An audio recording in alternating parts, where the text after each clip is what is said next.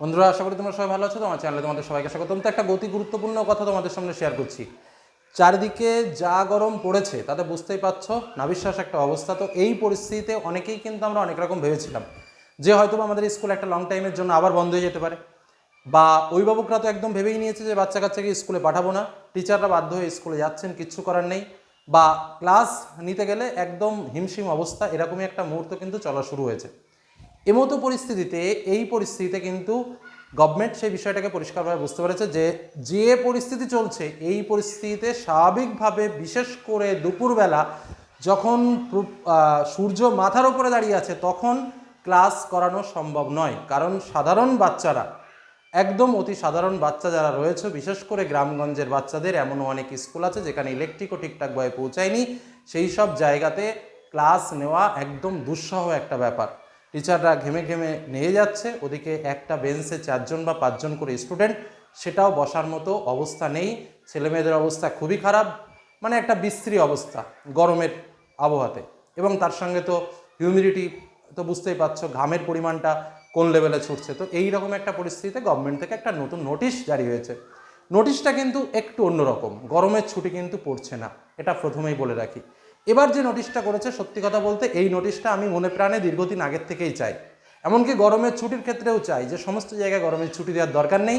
গরমের ছুটির ওই দিনগুলো যদি আগে ছুটিটা না দিয়ে সেটা যদি কোনো একটা অঞ্চলের ওপর ডিপেন্ড করে দেওয়া হতো যে গরমের জন্য এই অঞ্চলে 20 দিন ছুটি থাকবে, এবং তারা তাদের নিজেদের মতো করে সেই গরমের ছুটিটাকে ব্যবহার করবে, তাহলে কিন্তু সবাই যে যার নিজের মতো করে গরমের ছুটিটাকে ব্যবহার করতে পারতো এবং সেইভাবে ক্লাসটাকে নেওয়া যেত। এবার যে নোটিশটা আমাদের এসছে, সেই নোটিশের ক্ষেত্রে যেটা হচ্ছে, গভর্নমেন্ট নির্দিষ্ট করে বলেনি যে তোমার স্কুল মর্নিং সেশনে হবে নাকি নর্মাল যে সেশনটা রয়েছে সেই সেশনে হবে। বলছে লোকালি তোমার এলাকার লোকজন, তোমার এলাকার শিক্ষক শিক্ষিকা, তোমার স্কুল সিদ্ধান্ত নেবে যে সে কখন স্কুলটা করাবে। প্রয়োজনে এই যে আমাদের তোমার 10টা 50 থেকে তোমার 4টে 30 পর্যন্ত যে স্কুলটা হয়, এই স্কুলের টাইম টেবিলটা প্রয়োজনে তুমি চেঞ্জ করে নিতে পারো। বোঝা গেল?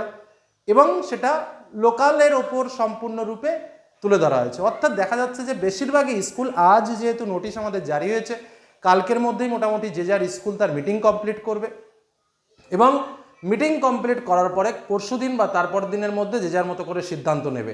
অন্ততপক্ষে বৃষ্টি যতদিন না পর্যন্ত ঠিকঠাকভাবে না হয় বা টেম্পারেচার একটু কন্ট্রোল না হয়, ততদিন পর্যন্ত কিন্তু স্কুল তার নিজস্ব ভাবনা চিন্তার মধ্যে দিয়েই স্কুলটা চালাবে। এটা একটা বিষয়। 2 নম্বর বিষয়, এবার ধরো এর আগে কি হচ্ছিল, এর আগের ক্ষেত্রে মানে আমি বিষয়টা একটু দুরকমভাবে বিবেচনা করে দিচ্ছি তোমাদের সামনে। যদি কোনো কারণবশত একটা বাচ্চা অসুস্থ হয়ে যেত গরমের প্রভাবে, সঙ্গে সঙ্গে আমরা কি করতাম, গভর্নমেন্ট ছুটি দেয়নি, গভর্নমেন্ট এই করেনি, গভর্নমেন্ট ওই করেনি, গভর্নমেন্টের দোষ, চারিদিকে স্কুল বন্ধ করে দাও। ঠিক আছে, গভর্নমেন্ট কী করলো, এবার সমস্ত বিষয়টা লোকালিটির উপর ছেড়ে দিল, যে তোমার বিষয় তুমি দেখো, আমাকে কিছু বলতে পারবে না। এবং এটাই বাস্তব, এটাই সঠিক নিয়ম। তো যাই হোক, এখন ভাবনা চিন্তাটা করবে টোটালি স্কুল অথরিটি, যে তাদের স্কুল বা তোমাদের স্কুল, তোমরা যারা ছাত্রছাত্রীরা রয়েছো, তাদের স্কুল কখন হবে, মর্নিং সেশনে হবে নাকি ডে সেশনে হবে। টেম্পারেচার স্বাভাবিকভাবে যদি আমরা দেখি, সকাল 7টার দিয়েই মোটামুটি রোদ ওঠার আগে থেকেই গরম শুরু হয়ে যায়, সারা রাত্রেও তো আবহাওয়াটা ঠান্ডা হয় না। এটা মোটামুটি আমরা শহরের লোকরা খুব ভালো করেই বুঝতে পারি, এমনকি গ্রামগঞ্জের সব জায়গায় একই রকম অবস্থা। তো এই জায়গায় দাঁড়িয়ে যে নোটিশটা এসছে, তার জাস্ট আমি 2টো লাইন পড়ছি তোমাদের সুবিধার জন্য। Advisory to shifting of school timing considering the prevailing heat wave situation in different part of the state of West Bengal. অর্থাৎ চারিদিকে যে হিট ওয়েভটা চলছে, এই হিট ওয়েভের কারণে তোমরা কি করতে পারো, উপদেশ দিচ্ছে কি করার জন্য না, শিফট করার জন্য। টাইমিং যেটা রয়েছে সেটাকে তোমরা শিফট করতে পারো। নেক্সট যেটা কি বলছে, অনেকটা মেমো নম্বর দিয়েছি, আমি আর সেটার ভেতরে আলোচনা করছি না। এটা কিন্তু শুধু একটা স্কুল বা প্রাইমারি স্কুল সেরকম না, এটা কিন্তু একদম এই যে নোটিশটা আজকে আমি পড়ছি, সেটা কিন্তু আপার প্রাইমারি, সেকেন্ডারি এবং হায়ার সেকেন্ডারি স্কুল, প্রত্যেকটা স্কুলের জন্য কিন্তু এই নোটিশ। স্কুল অথরিটি, আচ্ছা, so that they can take local decision of shifting the school timing in consulting with stakeholders as per local weather condition for remaining academic day of the month of June 2024 if needed, without hampering the academic activities including the mid-day meal program for the interest of the student।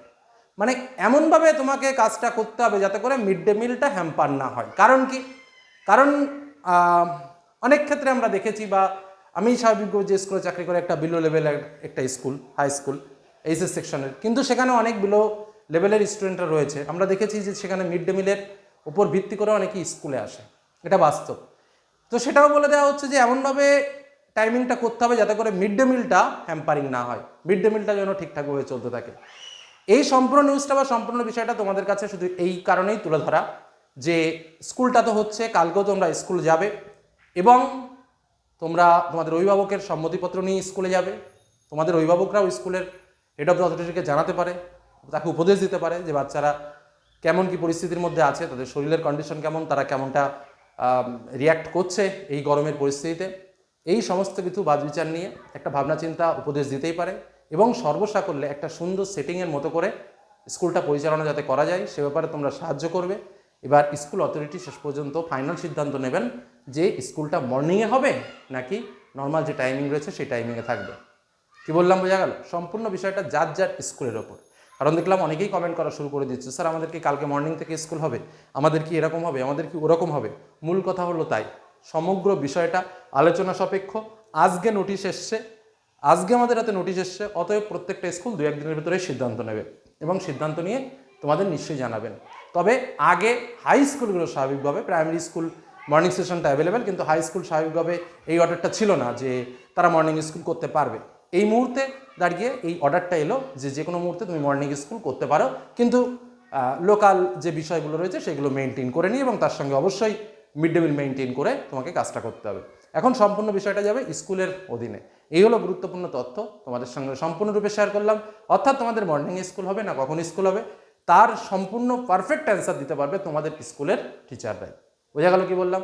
আজকাল একটু কষ্ট করে স্কুলে যাও আর চেষ্টা করো কষ্ট করে হলেও একটু স্কুল সাপোর্ট করার। প্রচুর পরিমাণে জল নিয়ে যাও, জল 1 বোতলের জায়গায় 2 বোতল 3 বোতল নিয়ে যাও। ওআরএস সঙ্গে সবসময় পর্যাপ্ত ব্যবহার করো এবং শরীরকে সুস্থ রেখে তারপর কাজ করো। যদি খুব বেশি কষ্ট হয় প্রয়োজনে 1-2 দিন স্টপ করে দাও। আমি এরকমই বলি যে স্কুলে সবসময় গিয়ে লাভ নেই। যদি দেখো যে শরীরটা আগে পড়াশোনা নয়, আগে শরীর সুস্থ রাখা, এটাকে মাথায় রেখে সামনের দিকে এগো। Best of luck. এটুকু তথ্য পেলাম স্কুল সম্বন্ধে, তোমাদের সামনে জানালাম। ধন্যবাদ।